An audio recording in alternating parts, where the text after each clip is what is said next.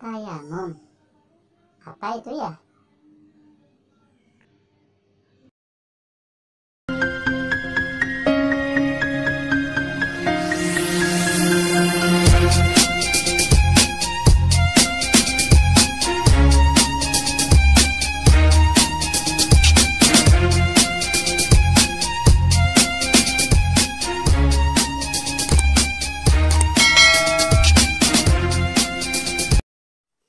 Assalamualaikum warahmatullahi wabarakatuh.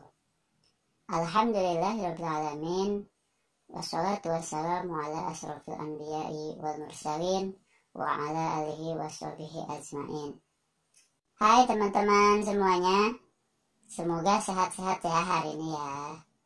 Alhamdulillah bertemu lagi bersama Faza dalam ngaji bareng Muhammad Taja Hafiz Al-Fariji. Pada kesempatan ini kita akan membahas tayamum. Apa itu tayamum? Ada yang sudah ngerti atau paham? Ayo, siapa yang tahu? Ayo acungkan tangannya yang sudah tahu. Atau mau ngaji bareng Faza aja. Tayamum dikategorikan sebagai rukhsah atau keringanan yang Allah berikan kepada hambanya. Disebut keringanan karena tayamum merupakan pengganti wudhu atau mandi besar. Tayamum diperbolehkan untuk orang yang sedang dalam perjalanan atau safar, orang sakit, dan karena tidak ada air untuk bersuci, atau sekalipun ada air tapi tidak cukup untuk bersuci. Dalil syar'i tayamum dalam kitab Al-Quran surat Al-Maidah ayat 6. A'udzu billahi minasy syaithanir rajim. Bismillahirrahmanirrahim. Ya ayyuhalladzina amanu idza qumtum ilas salati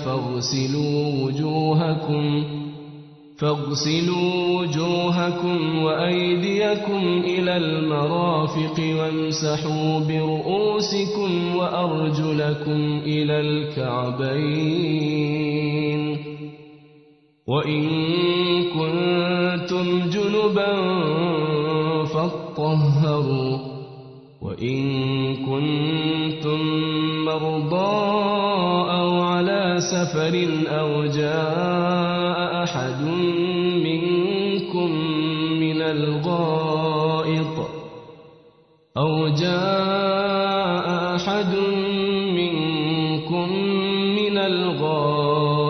أو لامستم النساء فلم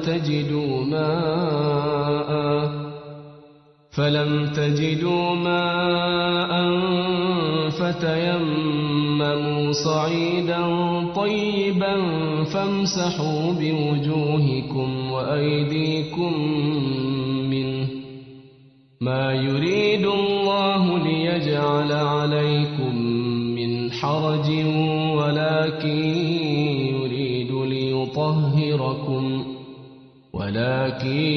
يريد ليطهركم وليتم نعمته عليكم لعلكم تشكرون. Tuh, jadi kalau kita tidak bisa berwudu dengan air, maka kita bisa bertayamum dengan debu atau tanah yang suci.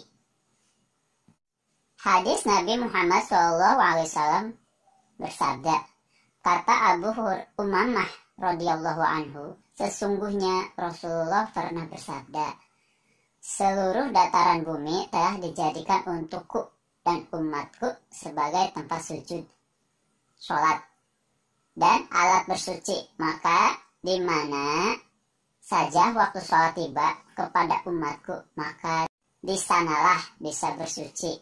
Hadis riwayat Ahmad. Sebab-sebab diperbolehkan bertayamum. 1. tidak ada air, atau ada air namun tidak cukup untuk bersuci. Hadis Rasulullah Shallallahu Alaihi Wasallam yang artinya, saya pernah berpergian dengan Rasulullah Shallallahu Alaihi Wasallam. Lalu kami sholat berjamaah. Ketika itu ada orang-orang yang memisahkan diri, tidak ikut sholat. Rasulullah bertanya, mengapa kamu tidak ikut sholat? Saya junub dan tidak ada air.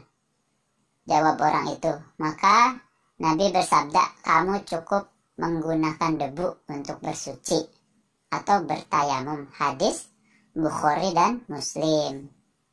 Sebab-sebab bertayamum yang kedua yaitu sakit atau terluka, yaitu sakit atau terluka yang bisa menambah parah jika memakai air.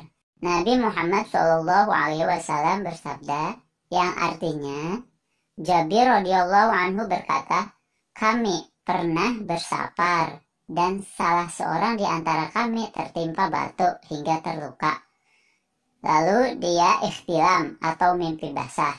Dia bertanya kepada kawan-kawannya, apakah saya bisa bertayamum? Mereka menjawab, tidak ada rukhsah atau keringanan untuk tayamum. Bagi Anda karena masih bisa mandi, lalu orang itu mandi dan kemudian meninggal. Ketika pulang, kami menceritakan kejadian ini kepada Rasulullah SAW bersabda, mengapa mereka menjawab seenaknya? Mengapa mereka tidak bertanya? Bukankah obat tidak tahu itu bertanya? Sebenarnya, orang itu cukup bertayamum, tidak perlu mandi, atau dia bisa membalut lukanya dengan mengusap balutan itu lalu mandi. Hadis riwayat Abu Dawud, Ibnu Majah, dan Daruqutni. Sebab bertayamum yang ketiga yaitu sedang dalam perjalanan yang bukan maksiat kepada Allah. Jadi perjalanannya itu jelas ya, bukan perjalanan yang diniatkan untuk bermaksiat kepada Allah, tapi perjalanan untuk kebaikan. Syarat-syarat bertayamum. 1. Telah masuk waktu sholat. Yang kedua, bagi orang bertayamum karena tidak ada air, dia harus mencari air lebih dahulu. Dari tayamum itu diperbolehkan hanya jika benar-benar terpaksa, kecuali bagi orang yang sakit. Yang ketiga, menghilangkan najis sebelum bertayamum. Tapi sebagai ulama menyatakan tidak perlu menghilangkan najis dulu sebelum bertayamum. Keempat, memakai tanah debu yang bersih. Rukun tayamum. Rukun tayamum yaitu niat ketika bertayamum, menyapu muka, menyapu kedua tangan sampai siku. 4. Tertib. Adapun niat bertayamum, Bismillahirrahmanirrahim. Nawaitu tayammum alistibahatis sholati fardol lillahi ta'ala. Yang artinya, aku berniat bertayamum agar dapat mengerjakan sholat wajib karena Allah Ta'ala. Sunnah-sunnah bertayamum. Mengawali dengan bacaan bismillah. Mendahulukan anggota badan sebelah kanan. 3. Menipiskan debu dan menghembuskan di telapak tangan. 4. Membaca doa selesai tayamum. Hal-hal yang membatalkan tayamum. Semua yang membatalkan wudhu membatalkan tayamum. Yang kedua, mendapat air ketika sholat belum selesai dikerjakan. Yang ketiga, murtad atau keluar dari agama Islam. Cara-cara bertayamum. 1. Menepukkan kedua telapak tangan ke tempat yang berdebu sambil membaca basmalah. Bila dirasakan tebal, tiuplah debu tersebut supaya agak tipis. Usapkan pada wajah, usapkan pada telapak tangan sampai siku. Nah, begitulah penjelasan singkat mengenai tayamum atau pengganti wudhu yang diperbolehkan oleh ajaran agama Islam dengan dalil-dalil yang sudah ditentukan dalam Al-Quran maupun Sunnah. Sekian pembahasan mengenai tayamum, mudah-mudahan bermanfaat buat kita semua.